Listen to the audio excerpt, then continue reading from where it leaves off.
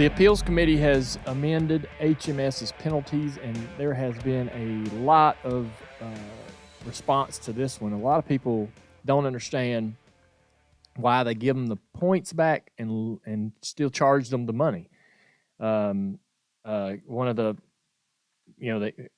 Jordan Bianchi went through the garage and sort of anonymously polled the opinion of mechanics and crew members and crew chiefs and so forth, GMs for different teams. Every one of them were like, I don't understand this. It's opening up Pandora's box. How are you going to police, the teams going forward? I don't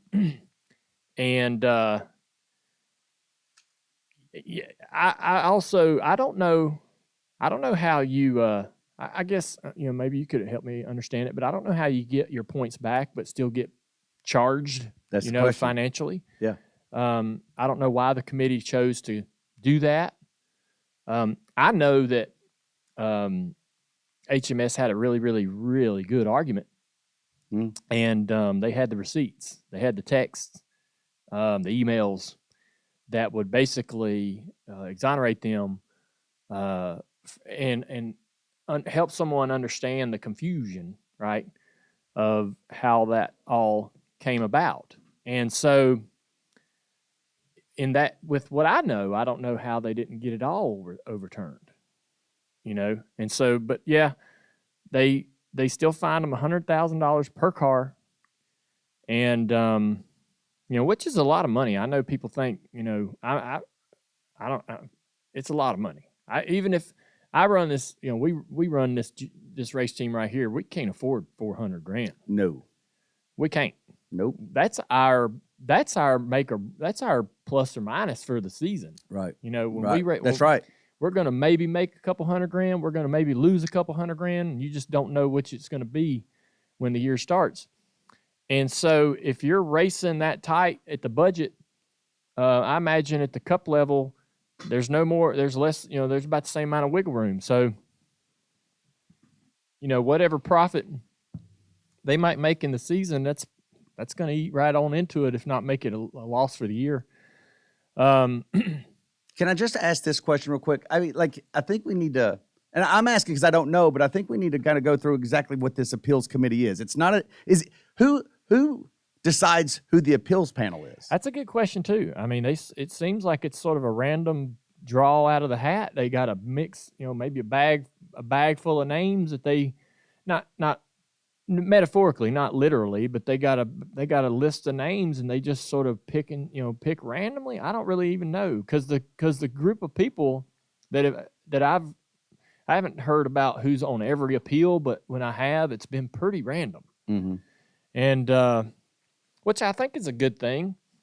I think that's picked by a third party because I heard Elton Sawyer talking about his response to it, and NASCAR's upset that they gave him back what they gave him. Yeah. Like they're not happy. So it's not NASCAR. If anybody wants to point fingers at NASCAR on why did NASCAR give him back points, that's not who you're supposed to be pointing fingers. They're unhappy that they got what they got back. So, and then they got some more appeals. I'm really waiting to reserve judgment until I see what happens with Colleague. Yeah, I think that they have to give Colleague the same. I can't understand how you can't basically give Colleague the same treatment that you gave HMS, but the appeals panel will be different. It'll be different. They may interpret it differently, and they're not going to have Hendrick arguing on their behalf. Hendrick just had a really good argument. That's another thing. Colleague absolutely has to be communicating with HMS, going, "Hey man, what do you think helped you in this scenario that we can use in our own appeal?" And I don't know if Colleague has the receipts, has the text messages, has the emails that would show the appeal panel, hey man, there was communication here that gave us the idea that we were able to do these type of things. At one, that's the way I read this, is that at some point HMS felt like NASCAR opened up the door for them to make these adjustments to the parts, to make the parts fit and make the parts get closer to the actual CAD design.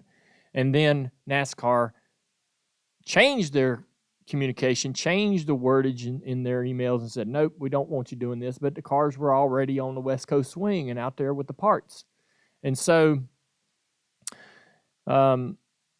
again, I think I myself, knowing what I know about it, felt like that you could definitely see HMS's point of view.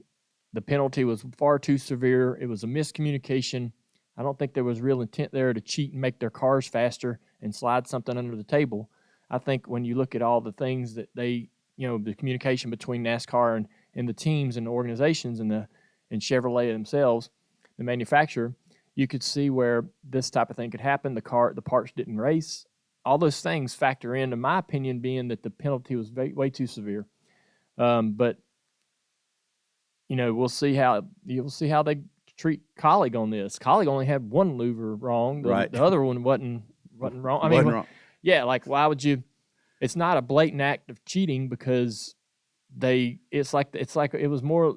That appears to me to be more of a mistake than anything, right? It looks like an accident. Yeah. Yeah. And so, well, not that accidents don't. I don't think anybody cares whether if you break a rule and it's an accident or not. I'm not saying that, but I do think that it's suspicious or it's weird that their intent certainly wasn't there. So, Colleague's appeal is tomorrow, Wednesday. Yeah. And then Denny's got his appeal Thursday, right? Yeah, Denny's appeal is about words he mentioned on his podcast about intentionally wrecking Chastain at Phoenix. Denny has went on record in his own podcast saying, I got what I feel like is a very, very good approach to this appeal and argument for trying to overturn his own suspension. I think that's going to be more theater than the Colleague racing appeal. I think everybody is expecting Colleague to come out of there pretty much in the same scenario or the same situation that HMS is in. If they don't, everybody's going to wonder why in the hell not. But I think when they go paying attention to Denny's appeal on Thursday, I don't expect Denny's appeal to change. I really don't expect his punishment to change. If it does change, I can't wait to hear how he feels he made that happen. We get to, he's going to, I'm sure, share with us on his podcast how the process went for him, win or lose. And that's going to be great for us to hear. That'll shed more light on that appeals process for everyone out there that wants to know how this all goes down. But anyways, we don't know anything till Thursday. And we'll certainly react ourselves, but I got a quick question for you. Pretty fascinating. I want to go. Denny brought up something on the podcast this week, and it made me want to ask you about it. Yeah. Denny asked, why can we not get back to the days where we could be completely transparent and NASCAR would be completely transparent, where I gather that they used to take an illegal part or something they perceived to be illegal and put it out for the entire garage to see. Is that correct? Yeah. And so that was like not every week. It wasn't? No. That's what I'm wondering. I'm like, what was that?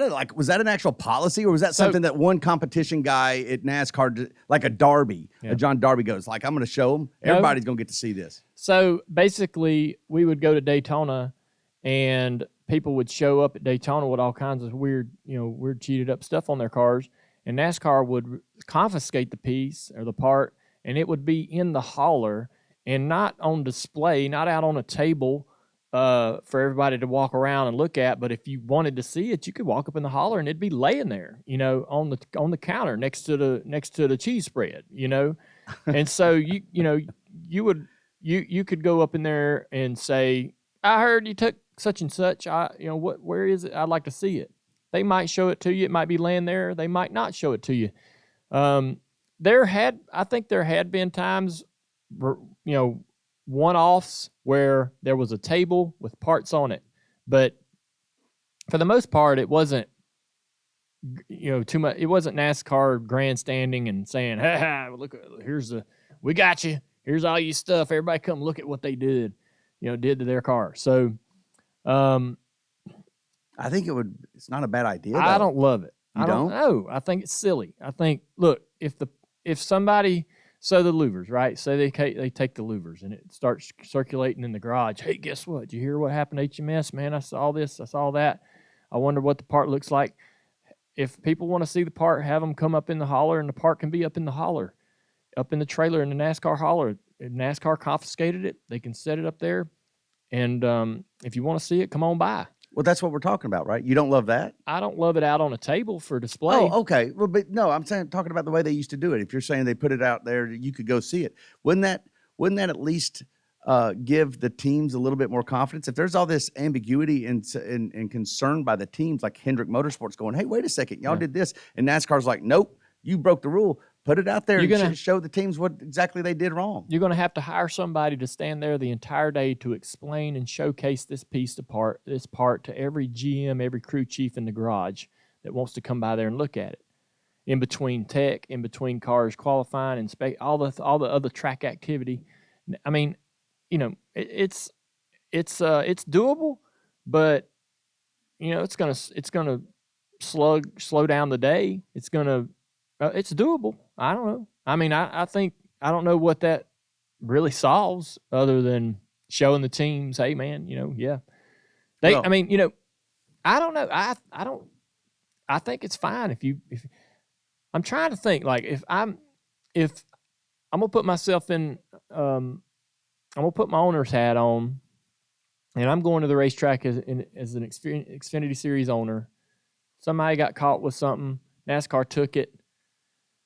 I don't need to see it. I mean, I trust that the part's illegal. I'm not going to be able to look at it and go do it to my car.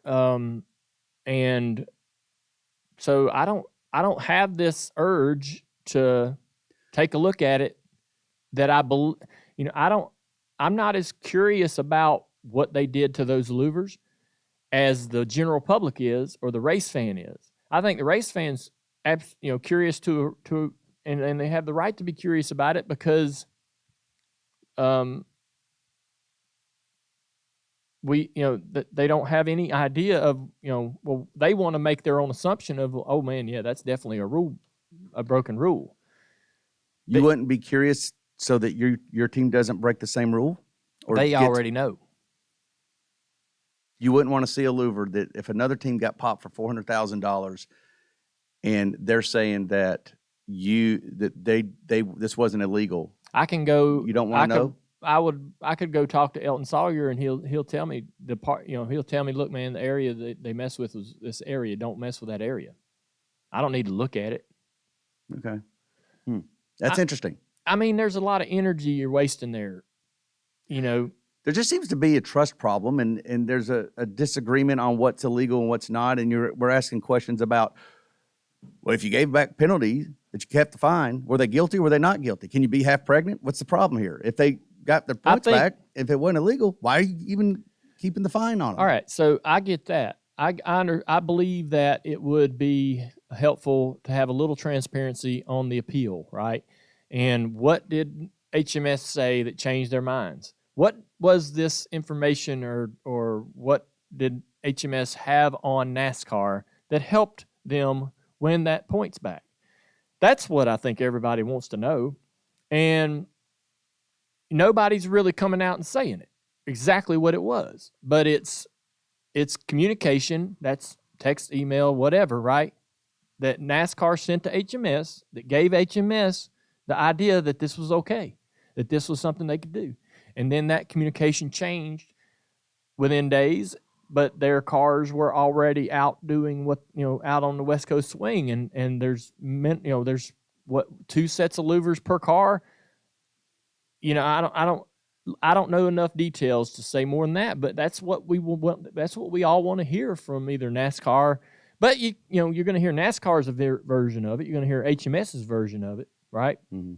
And there's a little bit of truth and falsehoods in each one, right? Their versions are their truths, right? They're not going to be the same. But it's just a lot of wasted energy on trying to figure out, look whether we should be looking at parts and all that. I mean, I just feel like that I'd just like to know why the appeals panel came to the decision that it came to, and specifically, like, all right, why did the money stay? Why did the points go back? What did HMS bring to the table that was so convincing, right? Convince us. Let us in on it. Because that's what is unfortunate is going forward, there's this, the reaction to the reaction to the way the appeals committee amended the penalties. The reaction to that is almost as bad as or worse than the actual initial reaction to them getting caught, right, or the louvers being discovered. So I would like to avoid the misinformation or miscommunication about, what happened in the appeal. What the hell happened in there that made them change their minds, right? How in the hell, is an appeal won? Tell us, right? Details. And I think that's why I'm saying that I think Denny's appeal will be the most theater, because he will tell us. Yeah, right. For once, we're going to get to hear probably more about the process than we've ever heard before. He's already wanted to tell us before his appeal what he's going to argue. Yeah. It's like, Denny, I don't know if this is going to help you very much. Yeah. Like just tell us after. Yeah. Think about that, folks. So, HMS did the same thing. They went in front of the media, but they were very cryptic about the information they were willing to share to the media before the appeal, because you don't want to tell your opponent how you're going to go in there and win, right? You're not going to tell them your playbook. And so, but even after the fact, after the Hendrick appeal has been changed and altered, we're still wanting more information about what was the game plan going in for HMS to change this appeal, and what information did they feel like was strong for them. I think with Denny's, we'll hear all this. Yeah.